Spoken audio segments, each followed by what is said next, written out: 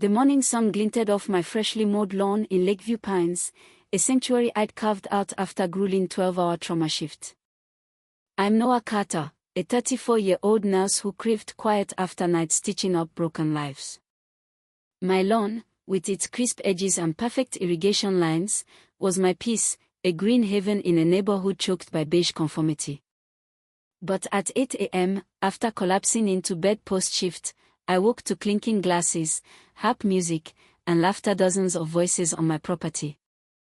Peering through the blinds, I saw a pastel sea of hats and parasols, white chairs sinking into my turf, and Charlotte Reed, the HOA self-crowned queen, sipping champagne like she owned my yard. In her lace dress, she toasted a community harmony, oblivious to the fact she'd hijacked my home. Still in scrubs, I vowed she'd regret this. Charlotte wanted elegance, I'd give her a soaking she'd never forget. I'd avoided HOA drama, skipping meetings, and ignoring Charlotte's wine-soaked socials. My lawn was my therapy, a place to escape the chaos of the ER. But Charlotte had transformed it into a Hallmark movie set, her brunch a mockery of my boundaries. "Charlotte," I called from the porch, robe flapping. She barely glanced over, offering a condescending smile. "Noah, you're up. We're using your lawn for the spring brunch. Better lighting here."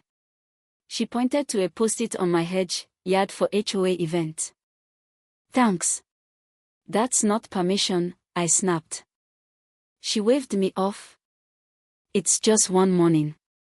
The board voted bylaws, section 14B. Your grass is perfect, take it as a compliment." Her guests trampled my flower beds, a cooler scarred my turf, and 10 stakes pierced my soil. "This is trespassing," I said. "Have a mimosa," she chirped, dismissing me. I retreated, fury rising. Charlotte hadn't just invaded my space, humiliated me, assuming I'd roll over. But I had a weapon, a smart irrigation system, programmable via my phone, with full yard coverage and storm-level pressure. I texted Mia, my friend who'd installed it. "Can I soak 30 people with synchronized sprinklers?" Her reply was instant, elegant mist or full deluge. "I want to ruin hearts," I said. As Charlotte mingled, I watched from my kitchen, logging every violation: chairs, cords, damaged plants. Neighbors waved, thinking I'd approved this farce. At noon, Charlotte tapped her glass for a speech, arms raised. "To grace and order," she declared. I opened my app, smirked, and hit activate all zones. A hiss broke the silence, then sprinklers erupted, jets arcing like liquid fireworks. Charlotte's heart flew as water slammed her back, her champagne flute shattering. Screams pierced the air as silk dresses clung to fleeing guests, tables tipped, and macarons dissolved into mush. The harpists bolted, our instruments collapsing with a twang. Guests slipped, trampling my beds, umbrellas snapping in the chaos. Charlotte, drenched, her dress translucent, shrieked, "Noah, what have you done?" I stepped outside, coffee in hand. "Oops, wrong button. Meant for a light mist, not typhoon." I waved, sipping. "You've ruined everything," she wailed, shoes squelching. Sarah, a neighbor, filmed, narrating, "Charlotte's elegance takes a hit." The video spread like wildfire. Charlotte stormed over, smearing mud on my porch. "This is war," she spat. I locked the door, her palm streaking the glass with defeat. Guests fled, leaving my lawn a swamp of soggy decor. I photographed the damaged shear marks, crushed plants, and illegal extension cord in my outlet. This wasn't just about sprinklers, it was about reclaiming my home.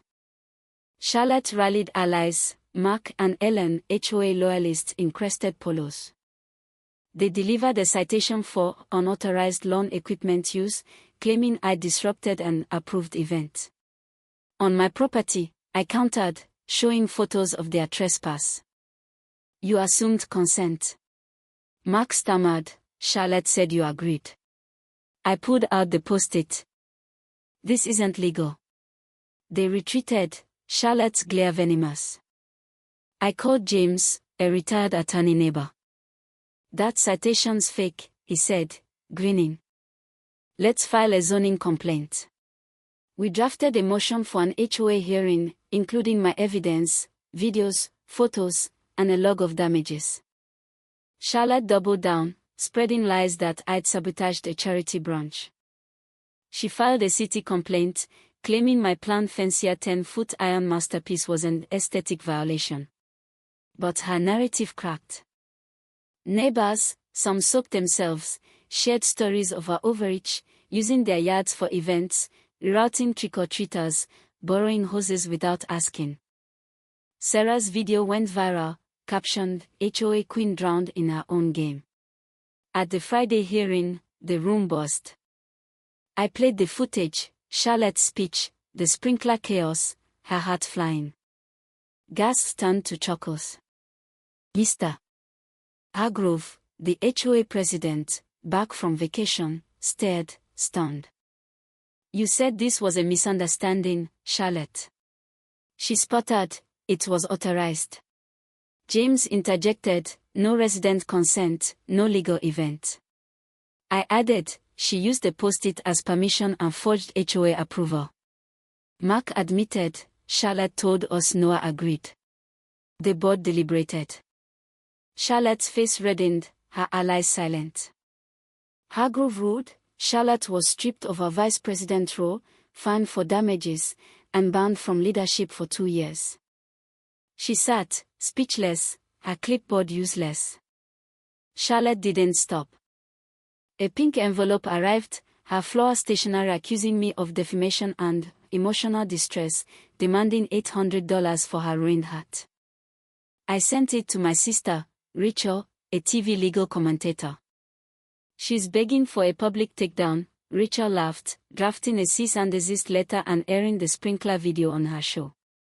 Charlotte's wet testimony trended, memes mocking her entitlement. Her city complaints failed me fence permits were ironclad. Neighbors rallied, praising the fence's elegance. Some planned their own.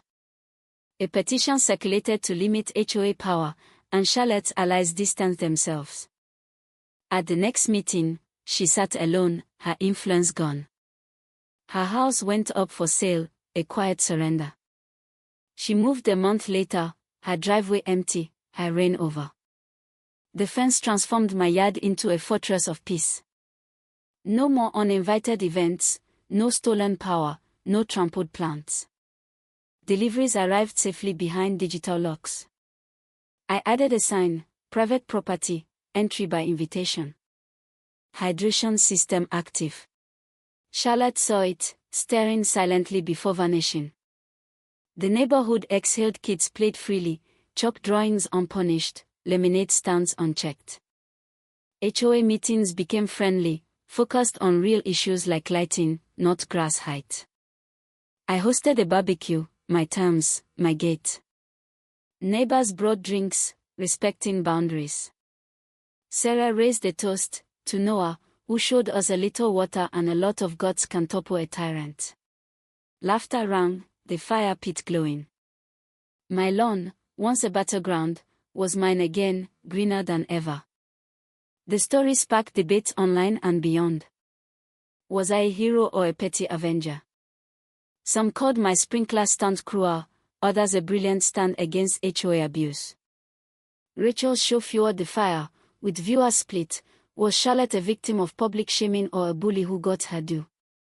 The fence, now a local legend, inspired neighbors to assert their rights, while others questioned if I'd escalated too far. I didn't care. I'd protected my peace, my home, and a neighborhood suffocated by one woman's arrogance. The HOA reformed, electing leaders who valued cooperation over control. My lawn, my sanctuary, stood as proof, boundaries, physical and personal, matter. Charlotte thought she could rule with a champagne flute and a clipboard.